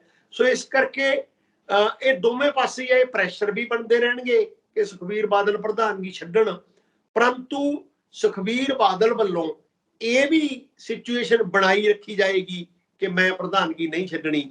ਦੇਖੋ ਇਹਦੇ ਵਿੱਚ ਕਿੱਥੇ ਪ੍ਰੈਸ਼ਰ ਜਾ ਕੇ ਖੜਦਾ, ਕੀ ਗੱਲ ਬਣਦੀ ਹੈ, ਇਹ ਸਮੇਂ ਦੇ ਗਰਭ 'ਚ ਸਾਰਾ ਕੁਝ ਬਾਅਦ 'ਚ ਪਤਾ ਲੱਗੇਗਾ ਜੀ। ਸਭ ਇਹ ਸਾਰਾ ਕੁਝ ਜਦੋਂ ਆਪਾਂ ਦੇਖਦੇ ਹਾਂ ਤਾਂ ਪੰਜਾਬ ਦੇ ਜਿਹੜੇ ਸਿਆਸੀ ਹਾਲਾਤ ਨੇ, ਕੱਲੇ ਪੰਜਾਬ ਤੇ ਫੋਕਸ ਕਰਕੇ ਦੇਖੀਏ ਤਾਂ ਕਾਫੀ ਗੁੰਝਲਦਾਰ ਨਜ਼ਰ ਆਉਂਦੇ ਨੇ। ਮੁੱਖ ਮੰਤਰੀ ਭਗਵੰਤ ਮਾਨ ਉੱਪਰ ਚਾਹੇ ਕਹੀ ਜਾਣ ਕਿ ਅਸੀਂ ਇਮਾਨਦਾਰ ਹਾਂ, ਜਾਂ ਉਹਨਾਂ ਦੇ ਨਾਲ ਦੇ ਕਹੀ ਜਾਣ ਕੋਈ ਰੇਤ ਕੱਢ ਨਹੀਂ, ਕੋਈ ਮਾਫੀਏ 'ਚ ਹਿੱਸਾ ਨਹੀਂ, ਕੋਈ ਕੁਝ ਨਹੀਂ। ਮੁੱਖ ਮੰਤਰੀ ਸਾਹਿਬ ਦੇ ਉੱਤੇ ਕੋਈ ਇਸ ਗੱਲ ਨੂੰ ਲੈ ਕੇ ਹਾਲੇ ਤੱਕ ਕੋਈ ਇਲਜ਼ਾਮ ਜਾਂ ਉਹੋ ਜਿਹਾ ਸ਼ੱਕ ਨਹੀਂ ਕੀਤਾ ਜਾ ਸਕਦਾ। ਪਰ ਨੀਚੇ ਕੀ ਚੱਲ ਰਿਹਾ ਆ, MLA ਜਿਹੜੇ ਨੇ ਉਹ ਜਿਸ ਤਰੀਕੇ ਦੇ ਨਾਲ ਕੰਮ ਕਰ ਰਹੇ ਨੇ, ਉਹ ਤੌਰ ਤਰੀਕੇ ਨੂੰ ਲੈ ਕੇ, ਹਾਲਾਂਕਿ ਟ੍ਰੇਨਿੰਗ ਹੋਈ ਸੀ ਪਰ ਉਹ ਟ੍ਰੇਨਿੰਗ ਸਿਰਫ ਵਿਧਾਨ ਸਭਾ ਦੇ ਅੰਦਰ ਕਿਵੇਂ ਤੁਸੀਂ ਕੰਮ ਕਰਨਾ ਉਹਨੂੰ ਲੈ ਕੇ ਸੀ। ਬਾਹਰ ਕੀ ਚੱਲ ਰਿਹਾ ਆ, ਜਾਂ ਜਿਹੜੇ MLAs ਨੇ ਉਹ ਆਪਣੀ ਪੋਸਟ ਨੂੰ ਲੈ ਕੇ ਜਾਂ ਆਪਣੇ ਅਹੁਦੇ ਨੂੰ ਲੈ ਕੇ ਕਿਸ ਤਰੀਕੇ ਨਾਲ ਪਰੇਸ਼ਾਨੀ ਜਾਂ ਬੁਖਲਾਹਟ ਦੇ ਵਿੱਚ ਨੇ, ਇਹੋ ਜਿਹੀਆਂ ਵੀਡੀਓਜ਼ ਜਦੋਂ ਸਾਹਮਣੇ ਆਉਂਦੀਆਂ ਤਾਂ ਸਵਾਲ ਉੱਠਦੇ ਨੇ। ਜਿਹੜੀ ਪੈਨ ਡਾਊਨ ਸਟ੍ਰਾਈਕ ਚੱਲ ਰਹੀ ਹੈ ਮਾਲ ਅਫਸਰਾਂ ਦੀ, ਦੂਜੀ ਧਿਰ ਜਿਹੜੇ ਲੋਕ ਨੇ ਉਹ ਵੀ ਕਹਿੰਦੇ ਨੇ ਕਿ ਪੈਸਾ ਤਾਂ ਅਸੀਂ ਦੇ ਰਹੇ ਹਾਂ, ਪੈਸਾ ਜਿਹੜਾ 1 ਨੰਬਰ 'ਚ ਵੀ ਜਾ ਰਿਹਾ, ਪੈਸਾ 2 ਨੰਬਰ ਵਾਲਾ ਵਿੱਚ ਜਾ ਰਿਹਾ, ਪਰ ਉਹ ਪੈਸਾ ਜਾ ਕਿੱਥੇ ਰਿਹਾ, ਇਹਦੇ ਬਾਰੇ ਸਰਕਾਰ ਨੂੰ ਕੀ ਸਪਸ਼ਟ ਨੀਤੀ ਜਾਂ ਸਪਸ਼ਟ ਤੌਰ ਉੱਤੇ ਸਾਹਮਣੇ ਨਹੀਂ ਆ ਜਾਣਾ ਚਾਹੀਦਾ, ਬਜਾਏ ਇਸ ਦੇ ਕਿ ਉਹਨਾਂ ਦੇ MLAs ਦੀ ਬਦਨਾਮੀ ਹੋਵੇ ਜਾਂ MLAs ਦੇ ਉੱਤੇ ਸਵਾਲ ਉੱਠੇ, ਅਫਸਰਾਂ ਦੇ ਉੱਤੇ ਜਿਹੜੇ ਸਵਾਲ ਉੱਠ ਰਹੇ ਨੇ, ਲੋਕ ਜਿਹੜੇ ਦਿੰਦੇ ਨੇ ਰਿਸ਼ਵਤ ਜਾਂ ਜਿਸ ਤਰੀਕੇ ਨਾਲ ਵੀ ਸਿੱਧੇ ਢੰਗ ਦੇ ਨਾਲ ਪੈਸਾ, ਜਿਵੇਂ ਕਹਿੰਦੇ ਕਿ ਦੇਣਾ ਹੀ ਪੈਣਾ ਆ, ਜੇ ਮਤਲਬ ਕਿ ਰਜਿਸਟਰੀ ਕਰਾਉਣੀ ਆ ਤਾਂ ਦੇਣੇ ਹੀ ਪੈਣੇ ਆ, ਤਾਂ ਇੱਕ ਅੱਧੇ ਦਿਨ 'ਚ ਕੰਮ ਹੋਣਾ ਨਹੀਂ, ਤਾਂ ਫਿਰ ਲੋਕਾਂ ਨੂੰ ਮਜਬੂਰਨ ਦੇਣਾ ਪੈਂਦਾ ਆ। ਉਹ ਭਾਵੇਂ ਤੁਸੀਂ ਕਹਿ ਲਓ ਕਿ ਵੈਲੂਏਸ਼ਨ ਹੋ ਕੇ ਦੇ ਦੇਣ, ਭਾਵੇਂ ਜਿਵੇਂ ਮਰਜ਼ੀ ਦੇ ਦੇਣ, ਪਰ ਸਰਕਾਰ ਲਈ ਇਹ ਇੱਕ ਬੜੀ ਵੱਡੀ ਮੁਸੀਬਤ ਬਣਦੀ ਜਾ ਰਹੀ ਹੈ ਕਿ ਉਹ ਆਪਣੇ MLAs ਨੂੰ ਕਿਵੇਂ ਸਾਂਭਣ, ਜਾਂ ਲੋਕਾਂ ਦਾ ਗੁੱਸਾ ਕਿਵੇਂ ਸਾਂਭਣ, ਜਾਂ ਵਿੱਚ ਜਿਹੜੀ ਅਫਸਰਸ਼ਾਹੀ ਬੈਠੀ ਆ ਜਿਹਨੂੰ ਪੱਕੀ ਸਰਕਾਰ ਕਿਹਾ ਜਾਂਦਾ ਆ ਕਿ ਇਹ ਤਾਂ ਕੱਚੀਆਂ ਸਰਕਾਰਾਂ 5-5 ਸਾਲ ਹੰਢਾ ਕੇ ਲੰਘ ਜਾਂਦੀਆਂ, ਪੱਕੀ ਸਰਕਾਰ ਤਾਂ ਉਹੀ ਹੈ ਨਾ ਜਿਹਨੇ ਇਹਨਾਂ ਨੂੰ ਬਣਾ ਕੇ ਦੇਣਾ ਸਾਰਾ ਕੁਝ, ਜਿਹਨੇ ਇਹਨਾਂ ਨੂੰ ਦੱਸਣਾ ਆ, ਤੇ ਉਹੀ ਇਹਨਾਂ ਦੇ ਹੱਥ ਵੱਸ ਨਹੀਂ ਆ ਰਹੀ। ਸੁਖਵਿੰਦਰ, ਮੈਨੂੰ ਇਹ ਲੱਗਦਾ ਹੈ ਜਿਹੜੀ ਕੋਈ ਵੀ ਸਰਕਾਰ ਹੈ, ਚਾਹੇ ਉਹ ਆਮ ਆਦਮੀ ਪਾਰਟੀ ਦੀ ਹੋਵੇ, ਚਾਹੇ ਕਾਂਗਰਸ ਦੀ ਹੋਵੇ, ਚਾਹੇ ਅਕਾਲੀ ਦਲ ਦੀ ਹੋਵੇ, ਚਾਹੇ ਭਾਰਤੀ ਜਨਤਾ ਪਾਰਟੀ ਦੀ ਹੋਵੇ, ਹਰ ਇੱਕ ਸਰਕਾਰਾਂ ਜਿਹੜੀਆਂ ਬਣਦੀਆਂ ਨੇ ਨਾ, ਇਹ ਬਹੁਤ ਸੰਸਾਧਨਾਂ ਨਾਲ ਬਣਦੀਆਂ ਨੇ, ਬਹੁਤ ਪੈਸੇ ਲਾ ਕੇ ਬਣਦੀਆਂ ਨੇ।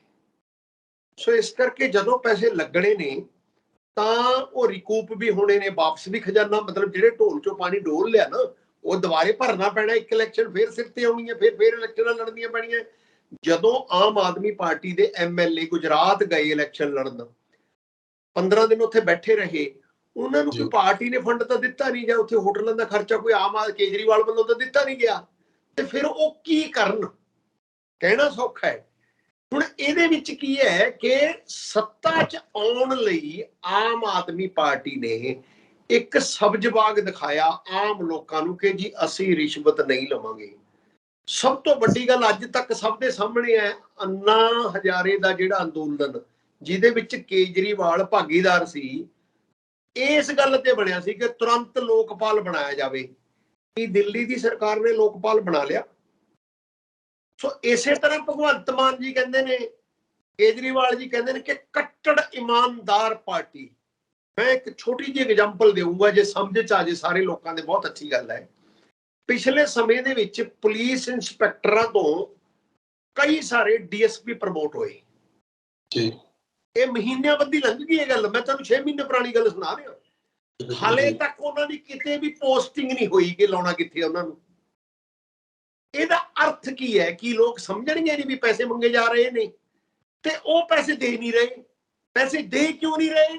ਕਿ ਜੇ ਤੁਸੀਂ ਪੈਸੇ ਲੈ ਕੇ ਪੋਸਟਿੰਗ ਕਰਨੀ ਹੈ, ਕਮਾਉਣ ਸਾਨੂੰ ਦੇਣੇ ਨਹੀਂ, ਇਹ ਕਹਾਉਣਾ ਕਿ ਕੱਟੜ ਇਮਾਨਦਾਰ ਪਾਰਟੀ ਹੈ, ਫਿਰ ਕਾਹਦੇ ਲਈ ਦੇਈਏ ਅਸੀਂ? ਮਤਲਬ ਫਿਰ ਉਹ ਜਿਹੜੀਆਂ ਪੋਸਟਿੰਗ ਲਟਕੀਆਂ ਪਈਆਂ ਨੇ, ਇਹਦਾ ਅੰਦਾਜ਼ਾ ਕੀ ਲਾਇਆ ਜਾਵੇ? ਮੈਂ ਨਹੀਂ ਕਹਿੰਦਾ ਮੰਗ ਰਹੀ ਹੈ ਕੋਈ ਪਾਰਟੀ, ਨਹੀਂ ਮੰਗ ਰਹੀ, ਪਰ ਇਹਦਾ ਅੰਦਾਜ਼ਾ ਕੀ ਲਾਇਆ ਜਾਵੇ ਵੀ ਉਹ ਕਿਉਂ ਲਟਕੀਆਂ ਪਈਆਂ ਨੇ? ਐਡੇ ਉੱਚ ਅਹੁਦਿਆਂ ਦੀਆਂ ਪੋਸਟਾਂ ਨੇ ਸਰਕਾਰ 'ਚ, ਥਾਂ ਥਾਂ ਦੇਖਦੇ ਅਸੀਂ ਕਿਤੇ ਕੋਈ ਜੁਰਮ ਹੋ ਰਿਹਾ, ਕਿਤੇ ਕੋਈ ਕ੍ਰਾਈਮ ਹੋ ਰਿਹਾ। ਜੇ ਉਹਨਾਂ ਸਾਰੇ ਬੰਦੇ ਜਿਹੜੇ ਤਨਖਾਹ ਲੈ ਰਹੇ ਨੇ, ਮੰਨ ਲਓ 40 DSP ਹੋਣ, ਜੇ ਉਹ 40 ਨੂੰ ਕਿਤੇ ਥਾਂ ਥੋੜਾ ਬਹੁਤਾ ਕੰਮ ਤਾਂ ਕਰਨ ਨਾ, ਕੁਛ ਤਾਂ ਕਰਨਗੇ ਉਹ, ਪਰੰਤੂ ਹਵਾ 'ਚ ਲਟਕਾਏ ਪਏ ਨੇ, ਉਹਨਾਂ ਦਾ ਕੋਈ ਦਫ਼ਤਰ ਨਹੀਂ, ਕੁਛ ਨਹੀਂ। ਮਤਲਬ ਇਹ ਮੈਂ ਤੁਹਾਨੂੰ ਇੱਕ ਉਦਾਹਰਨ ਦਿੱਤੀ ਹੈ, ਏਦਾਂ ਦੇ ਬਹੁਤ ਸਾਰੇ ਮੁਲਾਜ਼ਮ ਨੇ ਹੋਰ ਵੀ, ਤੁਸੀਂ ਨਿੱਤ ਦਿਹਾੜੇ ਪੜ੍ਹਦੇ ਹੋ ਵੀ ਇੰਨੀਆਂ ਬਦਲੀਆਂ ਹੋ ਗਈਆਂ, ਇੰਨੀਆਂ ਬਦਲੀਆਂ ਹੋ ਗਈਆਂ। ਲੋਕਾਂ ਨੂੰ ਇਹ ਲੱਗ ਰਿਹਾ ਹੈ ਕਿ ਇਹ ਬਦਲੀਆਂ ਸਿਰਫ ਤੇ ਸਿਰਫ ਤਦ ਹੋ ਰਹੀਆਂ ਨੇ ਕਿ ਜਿਹੜਾ ਬੰਦਾ ਤਾਂ ਪੈਸੇ ਦੇ ਕੇ ਲੱਗਦਾ ਹੈ ਉਹ ਚਿਰਸਥਾਈ ਸਮਾਂ ਸੇਵਾ ਕਰੇਗਾ। ਮੈਨੂੰ ਨਹੀਂ ਪਤਾ ਇਹ ਸੱਚ ਕੀ ਹੈ, ਮੈਂ ਦੋਸ਼ ਨਹੀਂ ਲਾਉਂਦਾ, ਪਰ ਇੱਕ ਪਰਸੈਪਸ਼ਨ ਇਹ ਬਣ ਰਹੀ ਹੈ। ਇੱਕ ਪਾਸੇ ਸਰਕਾਰ ਕਹਿ ਰਹੀ ਹੈ ਅਸੀਂ ਕੱਟੜ ਇਮਾਨਦਾਰ ਹਾਂ। ਇਹੀ ਪ੍ਰੋਬਲਮ ਤਹਿਸੀਲਦਾਰਾਂ ਦੀ ਹੈ। ਜਦੋਂ ਤਾਂ ਰੈਲੀਆਂ ਕਰਨੀਆਂ ਨੇ ਪਾਰਟੀਆਂ ਨੇ, ਮੁੱਖ ਮੰਤਰੀ ਜੀ ਨੇ ਹੜ੍ਹ ਮਾਰੇ ਇਲਾਕਿਆਂ 'ਚ ਜਾਣਾ ਹੈ, ਉੱਥੇ ਲੋਕਾਂ ਦਾ ਪ੍ਰਬੰਧ ਕਰਨਾ ਹੈ, ਕੀ ਉਹ ਪ੍ਰਬੰਧ ਕਿਸੇ ਸਰਕਾਰੀ ਖਾਤੇ 'ਚੋਂ ਹੁੰਦਾ ਹੈ? ਕੀ ਉਹ ਪ੍ਰਬੰਧ ਪਾਰਟੀ ਕਰਦੀ ਹੈ? ਜੇਕਰ ਉਦੋਂ DC ਨੂੰ ਕਿਹਾ ਜਾਂਦਾ ਹੈ ਤਾਂ DC ਅੱਗੇ SDM ਤਹਿਸੀਲਦਾਰਾਂ ਨੂੰ ਕਹਿੰਦੇ ਹੋਣਗੇ ਨਾ ਵੀ ਇਹ ਸਾਰਾ ਪ੍ਰਬੰਧ ਕਰੋ। ਉਹ ਪ੍ਰਬੰਧ ਤੇ ਖਰਚੇ ਆਉਂਦੇ ਨੇ।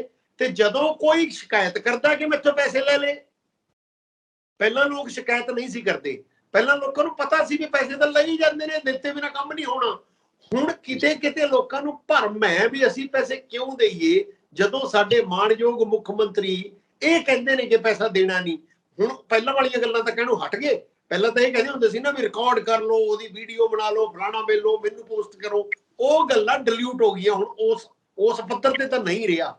ਪਰ ਹੁਣ ਵੀ ਜੇਕਰ ਕੋਈ MLA ਜਾ ਕੇ ਤਹਿਸੀਲਦਾਰ ਦੀ ਰਜਿਸਟਰੀ ਚੱਕ ਲੈਂਦਾ ਹੈ, ਜੇ ਕੋਈ MLA ਕਹਿੰਦਾ ਹੈ ਕਿ ਜੀ ਮੈਂ ਮੇਰੇ ਇਲਾਕੇ ਦੇ ਇੰਡਸਟਰੀਅਲਿਸਟ ਨੂੰ ਲੈ ਕੇ ਫਲਾਂ ਅਫਸਰ ਕੋਲ ਗਿਆ, ਉਸ ਅਫਸਰ ਨੇ ਮੇਰੀ ਗੱਲ ਨਹੀਂ ਸੁਣੀ, ਫਿਰ ਉਹ ਗਿਆ ਕਿਉਂ ਸੀ? ਮੈਨੂੰ ਸਮਝ ਨਹੀਂ ਲੱਗਦੀ।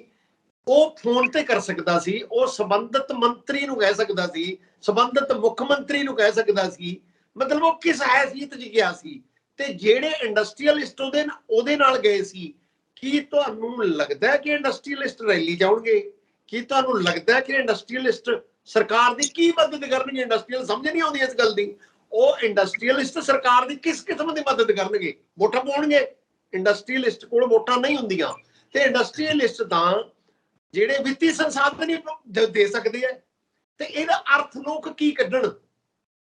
ਮਤਲਬ ਜੇ ਤੁਸੀਂ ਇਹ ਕਹੋ ਕਿ ਇੰਡਸਟਰੀਅਲਿਸਟ ਜਿਹੜੇ ਸਰਕਾਰ ਕੋਲ ਸਿੱਧੇ ਪੈਸੇ ਜਮ੍ਹਾਂ ਕਰਾ ਦੇਣ ਤੇ ਅਧਿਕਾਰੀਆਂ ਤੋਂ ਕੰਮ ਸਰਕਾਰ ਆਪਣੇ ਆਪ ਕਰਾ ਦੇਗੀ, ਤੇ ਇਹ ਵੀ ਤੇ ਕਰਪਸ਼ਨ ਦਾ ਇੱਕ ਮਾਡਲ ਹੀ ਹੈ ਨਾ। ਇਹ ਕਰਪਸ਼ਨ ਹੀ ਹੋਰ ਕੀ ਹੈ?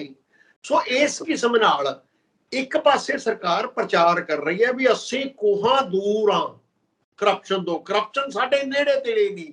ਪਰ ਜਦੋਂ ਲੋਕ ਗੇੜੇ ਕੱਢੀ ਜਾਂਦੇ ਨੇ, ਕੰਮ ਕਰਦੇ ਨੇ, ਤੇ ਜਦੋਂ ਤਹਿਸੀਲਦਾਰ ਨੂੰ ਉਹਦਾ ਬੌਸ ਬਗਾਰ ਪਾਉਂਦਾ ਕਿ ਫਲਾਣੇ ਦਾ ਪ੍ਰਬੰਧ ਕਰਨਾ ਹੈ, ਰੈਲੀ ਕਰਨੀ ਹੈ, ਸ਼ਾਮਨ ਜਟਾਣੇ ਨੇ, ਇੰਨੀਆਂ ਕੁਰਸੀਆਂ ਆਉਣਗੀਆਂ, ਇੰਨੀ ਟਰਾਂਸਪੋਰਟੇਸ਼ਨ ਦਾ ਪ੍ਰਬੰਧ ਕਰਨਾ ਹੈ, ਉਹ ਸਾਰੇ ਉਵੇਂ ਜਿਵੇਂ ਚੱਲ ਰਹੇ ਨੇ, ਤੇ ਫਿਰ ਤਹਿਸੀਲਦਾਰ ਵਿਚਾਰੇ ਕੀ ਕਰਨ?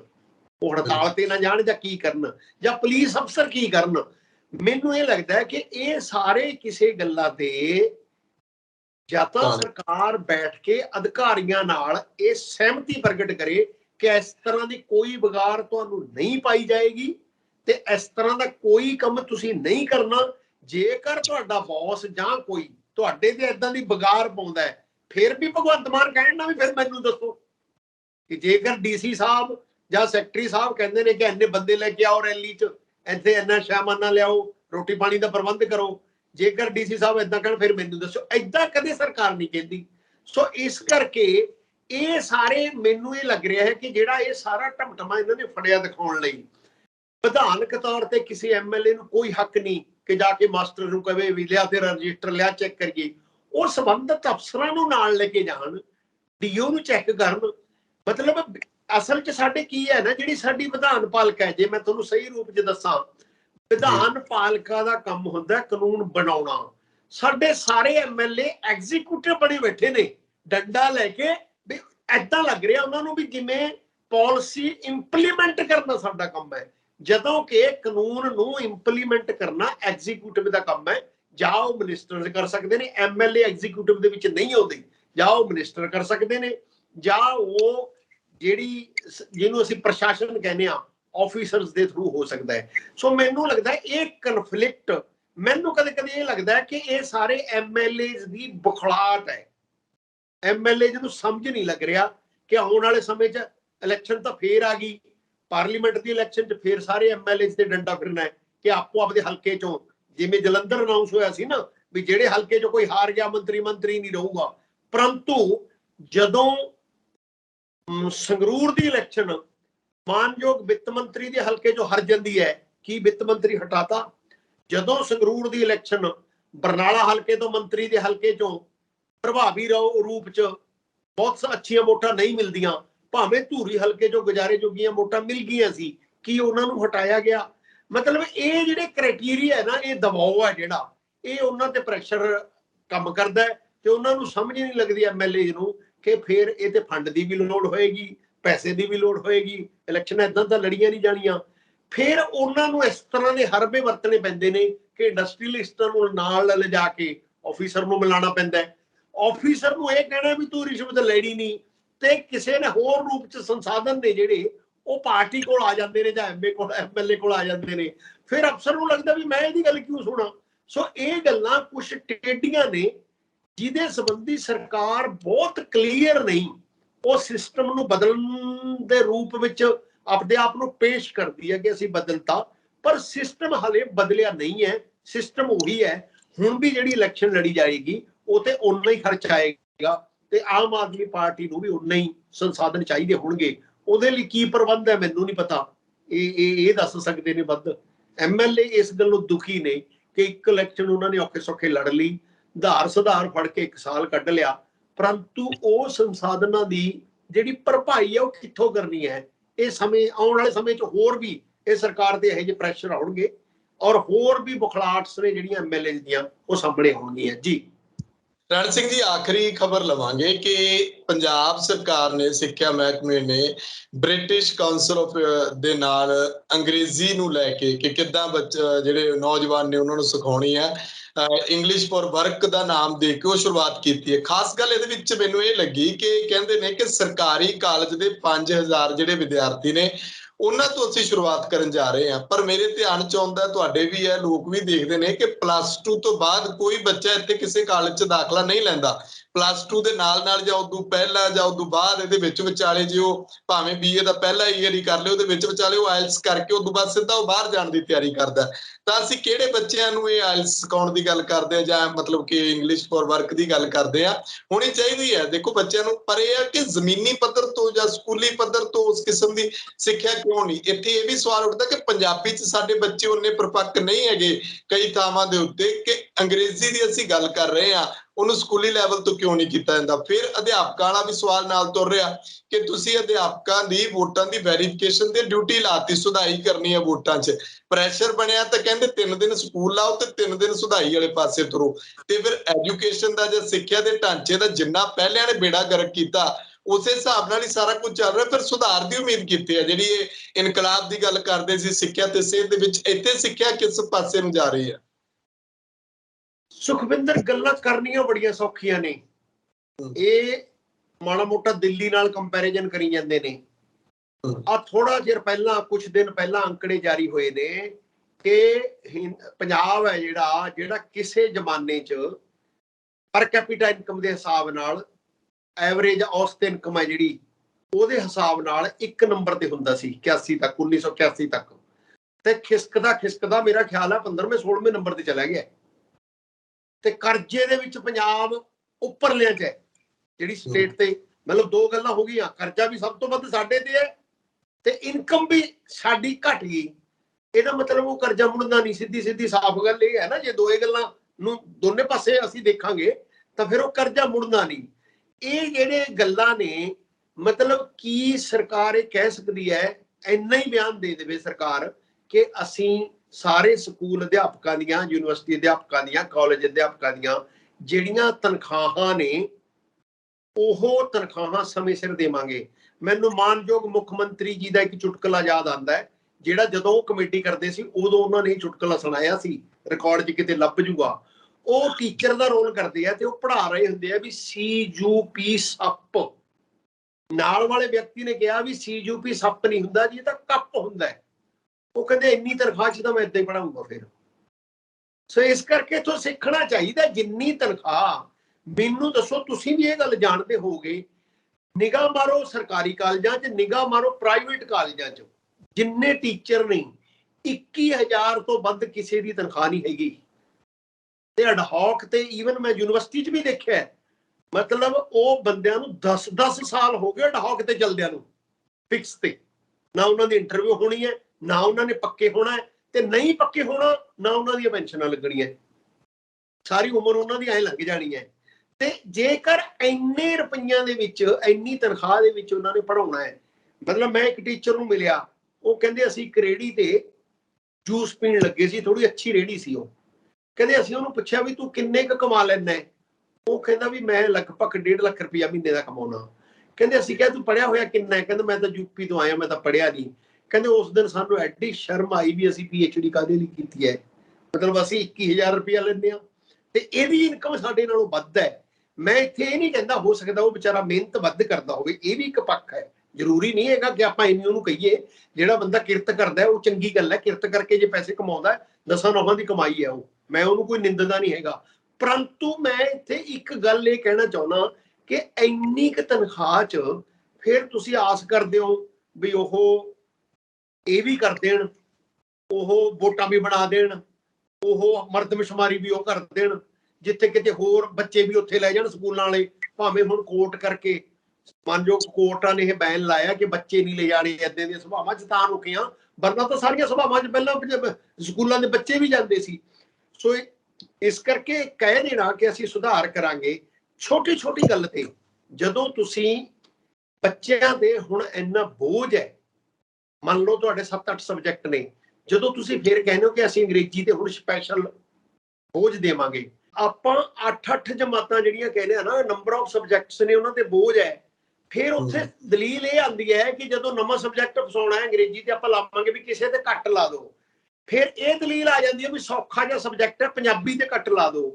ਨਾਲ ਦੀ ਨਾਲ ਪੰਜਾਬੀਅਤ ਦੀ ਗੱਲ ਖੜੀ ਹੋ ਜਾਂਦੀ ਹੈ ਵੀ ਦੇਖੋ ਜੀ, ਜਿਹੜਾ ਸਾਡੀ ਮੁੱਖ ਭਾਸ਼ਾ ਹੈ ਉਹ ਤੇ ਕੱਟ ਲੱਗ ਰਿਹਾ ਹੈ। ਤੁਰੰਤ ਪਿਛਲੇ ਦਿਨੀ ਤੁਸੀਂ ਦੇਖਿਆ ਹੋਵੇਗਾ ਯੂਨੀਵਰਸਿਟੀ 'ਚ ਇਹ ਇੱਕ ਵੱਡਾ ਮੁੱਦਾ ਬਣ ਚੱਲਿਆ ਸੀ, ਲੇਕਿਨ ਮਾਨਯੋਗ ਵਾਈਸ ਚਾਂਸਲਰ ਨੇ ਉਹਨੂੰ ਸੰਭਾਲ ਲਿਆ, ਕੰਟਰੋਵਰਸੀ ਖੜੀ ਹੋਣ ਤੋਂ ਬਚ ਗਈ, ਉਹਨਾਂ ਨੇ ਪੰਜਾਬੀ ਲਾਗੂ ਰਹਿਣ ਦਿੱਤੀ। ਹੁਣ ਇਸ ਤਰ੍ਹਾਂ ਦੀਆਂ ਜਿਹੜੀਆਂ ਗੱਲਾਂ ਨੇ, ਕਹਿਣੀਆਂ ਤਾਂ ਹੈਗੀਆਂ ਸੌਖੀਆਂ, ਜਦੋਂ ਆਪਾਂ ਇਹਨੂੰ ਇੰਪਲੀਮੈਂਟੇਸ਼ਨ ਵੱਲ ਆਉਂਦੇ ਆ ਨਾ, ਉਦੋਂ ਇਹ ਇੱਕ ਔਖਾ ਕੰਮ ਹੈ। ਇਹ ਬਹੁਤ ਹੀ ਔਖਾ ਕੰਮ ਹੈ, ਕਿਉਂਕਿ ਟੀਚਰ ਨਵੇਂ ਰੱਖਣੇ ਨਹੀਂ, ਮੌਜੂਦਾ ਟੀਚਰਾਂ ਨੂੰ ਤਨਖਾਹ ਨਹੀਂ ਦੇਣੀ। ਕਾਲਜਾਂ ਦੇ ਵਿੱਚ ਜੇ ਮੈਂ ਕਹਾਂ 2 ਦਹਾਕਿਆਂ ਤੋਂ ਵੱਧ ਦਾ ਸਮਾਂ ਹੋ ਗਿਆ ਜਦੋਂ ਕਾਲਜਾਂ 'ਚ ਮਤਲਬ ਰੈਗੂਲਰ ਟੀਚਰਾਂ ਦੀ ਇੰਟਰਵਿਊ ਹੋਈ ਸੀ ਸਰਕਾਰੀ ਕਾਲਜਾਂ 'ਚ, ਤੇ ਇੱਕ ਬੰਦਾ ਵੱਧ ਤੋਂ ਵੱਧ 30 ਸਾਲ ਨੌਕਰੀ ਕਰਦਾ ਹੈ। 30 ਸਾਲ ਨੌਕਰੀ 'ਚ ਪਿਛਲੇ 20 ਸਾਲਾਂ 'ਚ ਜਾਂ 23 ਸਾਲਾਂ 'ਚ ਕਿੰਨੇ ਲੋਕ ਰਿਟਾਇਰ ਹੋਣਗੇ, ਇਹਦਾ ਤੁਸੀਂ ਅੰਦਾਜ਼ਾ ਲਾ ਲਓ। ਪਿਛਲੇ 22-23 ਸਾਲਾਂ ਤੋਂ ਕੋਈ ਭਰਤੀ ਨਹੀਂ ਹੋਈ, ਕਾਲਜਾਂ 'ਚ ਟੀਚਰਾਂ ਦੀ ਇਹ ਪੋਜੀਸ਼ਨ ਹੈ। ਸੋ ਇਸ ਕਰਕੇ ਕਹਿ ਦੇਣਾ ਵੀ ਅਸੀਂ ਨਵੇਂ ਰੱਖ ਲਾਂਗੇ, ਅੰਗਰੇਜ਼ੀ ਵਾਲੇ ਰੱਖ ਲਾਂਗੇ, ਜਾਂ ਤੇ ਪ੍ਰਪੋਜ਼ਲ ਦੱਸਣ ਉਹਦੀ ਇਨਕਮ ਕਿੱਥੋਂ ਆਊਗੀ। ਸਰਕਾਰ ਪਹਿਲਾਂ ਸੰਕਟ 'ਚ ਹੈ, ਭਾਵੇਂ ਥੋੜੀ ਦੇਰ ਆਮ ਆਦਮੀ ਪਾਰਟੀ ਦੀ ਸਰਕਾਰ ਨੇ, ਮਾਨਯੋਗ ਸਾਡੇ ਖਜ਼ਾਨਾ ਮੰਤਰੀ ਨੇ ਕਿਹਾ ਵੀ ਨਹੀਂ ਜੀ ਅਸੀਂ ਸਾਧਨ ਪੈਦਾ ਕਰ ਲਾਂਗੇ, ਪਰ ਸਾਧਨ ਪੈਦਾ ਹੋਏ ਨਹੀਂ, ਉਹ ਕਿਤੇ ਬਜਟ 'ਚ ਤਾਂ ਦਿਖਾਈ ਦਿੱਤਾ ਨਹੀਂ, ਜਾਂ ਇਕਨੋਮਿਕ ਪਾਲਿਸੀ ਤੋਂ ਕਿਤੇ ਦਿਖਾਈ ਨਹੀਂ ਦਿੱਤਾ। ਸੋ ਇਸ ਕਰਕੇ ਮੈਨੂੰ ਇਹ ਲੱਗਦਾ ਹੈ ਕਹਿਣਾ ਬੜਾ ਆਸਾਨ ਹੈ, ਕਹਿਣ ਨੂੰ ਤਾਂ ਮਤਲਬ ਆਪਾਂ ਕਹਿੰਦੇ ਆ ਨਾ ਵੀ ਕੱਟੜ ਇਮਾਨਦਾਰ ਪਾਰਟੀ, ਪਰ ਤੁਹਾਨੂੰ ਕਿਤੇ ਪ੍ਰੈਕਟੀਕਲ ਰੂਪ 'ਚ ਜਦੋਂ ਜਾਂਦੇ ਆ, ਚਾਹੇ ਉਹ ਤਹਿਸੀਲ ਜਾਈਏ, ਚਾਹੇ ਉਹ ਪੁਲਿਸ 'ਚ ਜਾਈਏ, ਮਤਲਬ ਥਾਣਿਆਂ ਦੇ ਵਿੱਚ ਇਹ ਪੋਜੀਸ਼ਨ ਹੈ ਵੀ ਇੱਕ SHO, ਤੇ ਜਦੋਂ ਪੁੱਛੋ ਵੀ ਸਿਪਾਹੀ ਕਿੰਨੇ ਨੇ, ਕਹਿੰਦੇ ਜੀ ਇੱਕ ਸਿਪਾਹੀ ਤੇ ਇੱਕ ਜਿਹੜਾ ਮੁਨਸ਼ੀ। ਮਤਲਬ ਜਦੋਂ ਫੋਰਸ ਹੀ ਨਹੀਂ, ਫਿਰ ਫੜੋਗੇ ਕਿਹਨੂੰ, ਕੀ ਕਰੋਗੇ, ਠੀਕ ਹੈ ਕਿ ਨਹੀਂ। ਸੋ ਇਸ ਕਰਕੇ ਇਹ ਸਾਰੇ ਕਾਸੇ ਦਾ ਰਿਵਿਊ ਕਰਨਾ ਬਣਦਾ ਹੈ। ਇਹ ਜੇ ਮਾਨਯੋਗ ਸਰਕਾਰ ਕਰ ਸਕਦੀ ਹੈ, ਮਾਨਯੋਗ ਮੁੱਖ ਮੰਤਰੀ ਨੂੰ ਜਦੋਂ ਸਮਝ ਹੈ ਕਿ CUP ਸੱਪ ਹੁੰਦਾ ਹੈ ਕਿ CUP ਕੱਪ ਹੁੰਦਾ ਹੈ, ਇਸ ਗੱਲ ਦੀ ਉਹਨਾਂ ਨੂੰ ਪੂਰੀ ਸਮਝ ਹੈ ਵੀ ਕਾਹਦੋਂ ਐ ਸੱਪ ਪੜਾਇਆ ਜਾਂਦਾ ਹੈ, ਤੇ ਜੇਕਰ ਉਹਨਾਂ ਨੂੰ ਇਹ ਸਮਝ ਹੈ ਤਾਂ ਫਿਰ ਉਹ ਸਮਝ ਦਿਖਾ ਕੇ ਇਹਨੂੰ ਕਿਤੇ ਦੇਖਣ। ਤੇ ਇਹਦੀ ਗੱਲ ਇਹ ਜਨਤਾ ਦੇ ਵਿੱਚ ਇਹਨਾਂ ਦਾ ਨਾਂ ਹੈ। ਜਨਤਾ ਨੂੰ ਇਹਨਾਂ ਨੇ ਬਹੁਤ ਵੱਡੀ ਆਸ ਬਣਾਈ ਹੈ, ਕ੍ਰੀਏਟ ਕੀਤੀ ਹੈ, ਪੈਦਾ ਕੀਤੀ ਹੈ। ਉਹ ਆਸ ਦੇ ਉੱਤੇ ਜੇਕਰ ਕੁਝ ਹੁੰਦਾ ਦਿਖਿਆ, ਮੈਨੂੰ ਯਕੀਨ ਹੈ ਕਿ ਜਨਤਾ ਇਹਨਾਂ ਦਾ ਸਾਥ ਵੀ ਦੇਵੇਗੀ। ਪਰੰਤੂ ਆਸ ਵੱਡੀ ਬਣਾਈ ਹੈ, ਕੰਮ ਹੋ ਨਹੀਂ ਰਿਹਾ। ਇਸ ਕਰਕੇ ਜਨਤਾ ਐਮਐਲਏ ਤੇ ਪ੍ਰੈਸ਼ਰ ਪਾਉਂਦੀ ਹੈ ਤੇ ਐਮਐਲਏ ਬੁਖਲਾਟ ਚ ਆ ਕੇ ਉਹਨਾਂ ਨੂੰ ਸਮਝ ਨਹੀਂ ਲੱਗਦੀ। ਉਹ ਆ ਛੋਟੀਆਂ ਖਬਰਾਂ ਨੂੰ ਕਿ ਜੇਕਰ ਸਕੂਲ ਚ ਅਸੀਂ ਮਾਸਟਰ ਜਾ ਕੇ ਘੂਰਤਾ ਵੀ ਲਿਆ ਤੇਰਾ ਰਜਿਸਟਰ ਬਈ, ਤੂੰ ਕਿੱਥੇ ਆ ਬਈ, ਕਿੰਨੇ ਬੰਦੇ ਹਾਜ਼ਰ ਨੇ ਬਈ ਦੱਸੋ, ਵੀ ਏਦਾਂ ਕਹਿ ਕੇ ਉਹਨਾਂ ਨੂੰ ਲੱਗਦਾ ਵੀ ਅਖਬਾਰਾਂ 'ਚ ਲੋਕਾਂ ਨੂੰ ਇਹ ਲੱਗੇਗਾ ਕਿ ਬਹੁਤ ਜ਼ਿਆਦਾ ਕੰਮ ਕਰ ਰਹੇ ਨੇ। ਹਰ ਬੰਦੇ ਦੀ ਆਪਣਾ ਅਧਿਕਾਰ ਹੈ, ਉਹ ਜੋ ਮਰਜ਼ੀ ਕਰੇ। ਪਰੰਤੂ ਮੈਨੂੰ ਇਹ ਲੱਗਦਾ ਹੈ ਕਿ ਜਦੋਂ ਸਾਡੇ ਪੁਰਾਣੇ ਇੱਕ ਖਜ਼ਾਨਾ ਮੰਤਰੀ ਉਹ ਆਪ ਗੱਡੀ ਚਲਾਉਂਦੇ ਸੀ, ਮੈਨੂੰ ਇਸ ਗੱਲ ਤੇ ਬੜੀ ਹੈਰਾਨੀ ਹੁੰਦੀ ਸੀ ਵੀ ਉਸੇ ਚਲਦੀ ਗੱਡੀ 'ਚ ਤੁਸੀਂ 10 ਫਾਈਲਾਂ ਪੜ੍ਹੋ, ਉਹਨਾਂ ਨੂੰ ਪੜ੍ਹ ਕੇ ਉਹਨਾਂ ਤੇ ਦਿਮਾਗ ਲੜਾਓ, ਉਹਨਾਂ ਜਿਹੜੀਆਂ ਸਮੱਸਿਆਵਾਂ ਦੇ ਹੱਲ ਲੱਭੋ, ਨਾ ਕਿ ਤੁਹਾਨੂੰ ਡਰਾਈਵਰ ਦਾ ਕਿੰਨਾ ਕੁ ਖਰਚਾ ਪੈਣਾ ਉਦੋਂ ਵੱਧ ਕਿਤੇ ਕਰੋੜਾਂ ਰੁਪਈਆ ਦਾ ਕੰਮ ਕਰੋਗੇ ਤੁਸੀਂ। ਠੀਕ ਹੈ ਕਿ ਨਹੀਂ? ਸੋ ਐਮਐਲਏ ਸਾਹਿਬ ਲੋਕਾਂ ਦੇ ਦੁੱਖ ਤਕਲੀਫ ਇਸ ਤੋਂ ਕਿਤੇ ਵੱਧ ਹੱਲ ਕਰ ਸਕਦੇ ਨੇ ਜਿੰਨਾ ਇੱਕ ਮਾਸਟਰ ਨੂੰ, ਜਿੰਨਾ ਕਿਸੇ ਵਿਚਾਰੀ ਨਰਸ ਨੂੰ ਘੂਰ ਕੇ ਲੱਗਦਾ ਨਾ ਉਹਨਾਂ ਨੂੰ ਵੀ ਅਸੀਂ ਬਹੁਤ ਸੇਵਾ ਕਰਤੀ, ਮਤਲਬ ਉਹਨਾਂ ਕੋਲ ਸਮਰੱਥਾ ਹੈ, ਉਹ ਕਿਤੇ ਵੱਧ ਸਮਾਜ ਦੀ ਸੇਵਾ ਕਰਨ ਦੇ ਯੋਗ ਨੇ।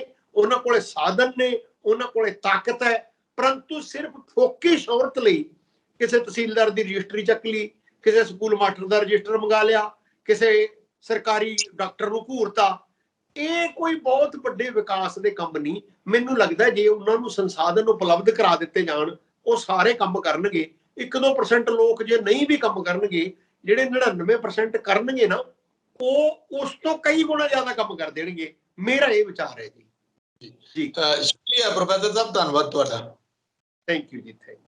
ਸੋ ਮੇਰੇ ਨਾਲ ਮੌਜੂਦ ਸਨ ਸਿਆਸੀ ਮਾਹਰ ਪ੍ਰੋਫੈਸਰ ਰਣ ਸਿੰਘ ਧਾਲੀਵਾਲ। ਅਸੀਂ ਮੌਜੂਦਾ ਜੋ ਮੁਲਕ ਦੇ ਸਿਆਸੀ ਹਾਲਾਤ ਨੇ, ਜੋ ਕੁਝ ਵਾਪਰ ਰਿਹਾ, ਉਹਨਾਂ ਤੋਂ ਚਰਚਾ ਕੀਤੀ ਹੈ। ਤੁਸੀਂ ਆਪਣੇ ਵਿਚਾਰ ਕਮੈਂਟ ਜ਼ਰੂਰ ਕਰਿਓ, ਕੋਸ਼ਿਸ਼ ਕਰਿਓ ਕਿ ਵਿਚਾਰ ਪੰਜਾਬੀ ਦੇ ਵਿੱਚ ਹੋਣ।